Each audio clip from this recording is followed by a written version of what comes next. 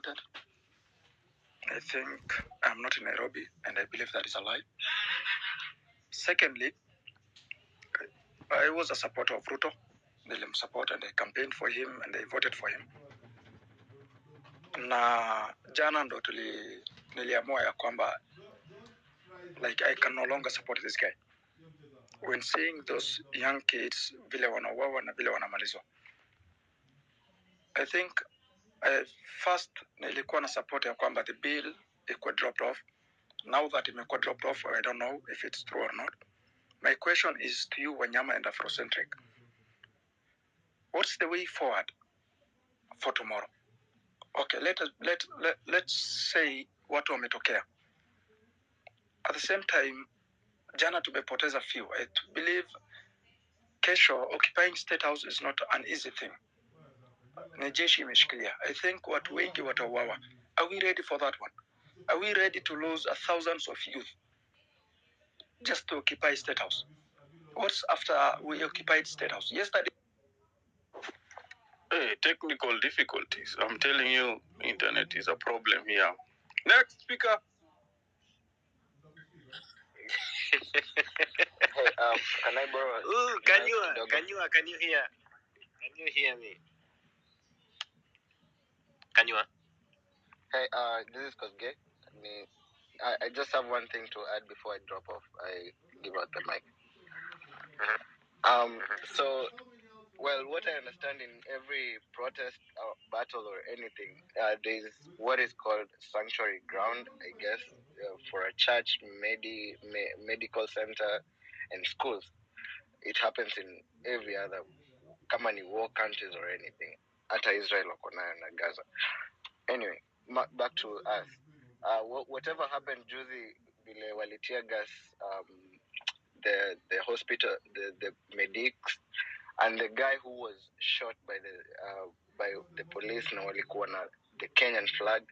I hear people saying it's good to go with the flag, but also we have to understand that if these people get to the sanctuary ground, that is also another level of impunity, and we need to fight that peer as a different thing, Rajua, because you cannot follow people to the hospitals, you cannot follow people to the churches, because it has already happened recently, so we cannot assume it.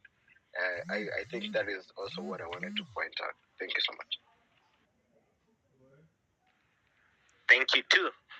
Now, I think this is my time. Just a second. Afro, I think I'm going to give back the mic to you. Ladies and gentlemen, this has been my time. I have been with you from midday up to now. I'm going to rest and then take it up from Afro later on. So I give the mic back to Afro and Lovely to co-host this. I'll be on for a couple of minutes before I drop off completely. But thank you so much. The conversation has been lovely, and viva to the cause. See you tomorrow. Hey, thank you, Wanyama, so much. Hey, you have really... Yeah, wait. I'm giving you the mic. I'm giving the mic. Thank you, Wanyama, so much. Appreciate you so much. Comrades, you have really done, Kenyan youth, you've really done your country a great service helping moderate. It's really difficult to moderate and to get everyone and remember the order and get everyone up. So thank you so much. Giving me time to rest, time to shower, time to eat. I really do appreciate it and rejuvenate, because we are in the middle of a revolution. Anyway, I'll give the mic to Ahmed. Ahmed, what are you saying? Ahmed. Thank you very much. I appreciate job well done by the team. First of all, I would like to thank Almighty Allah. After that, I also pass my condolences to the family affected by the atrocities. We're in a very, very, very sad situation. It's worth us fight for, and we appreciate. What is important is the strategy and way forward. And I've looked at the constitution. Look at some section mentioning that what the president has done, sending the bill back to the parliament has got so many avenues that can be misused. This is an opportunity that can be used against we Kenyans. The options are, number one, if it goes back to parliament, they can amend. Is using sections, and that is an option. They may take it back to the parliament and have that discussion the way they want it, because the speaker, the senate, and everyone is on board.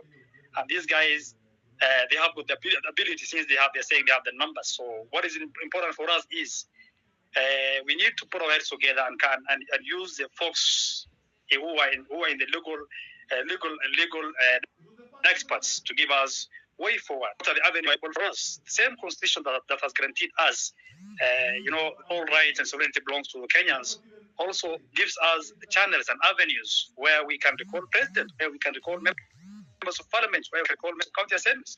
So my advice to the team, and my advice to the learned people in the group is, demonstrations are there. It is allowed constitutionally.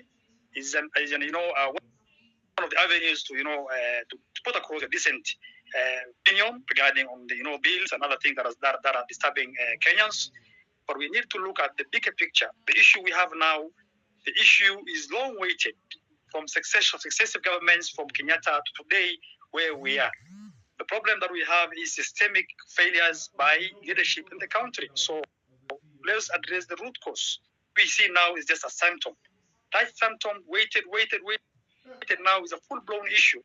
The issue of revenue, the issue of marginalization, the issue of using buying the members of parliament and the senators on one side and removing the accountability. What we need to have is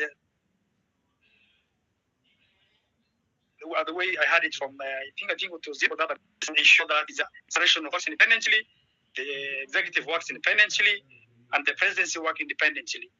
We have a very pragmatic constitution, given that in Africa, this is a constitution, and there is a legal team that have done an excellent job. Imagine you go to court nation, people go back to voting,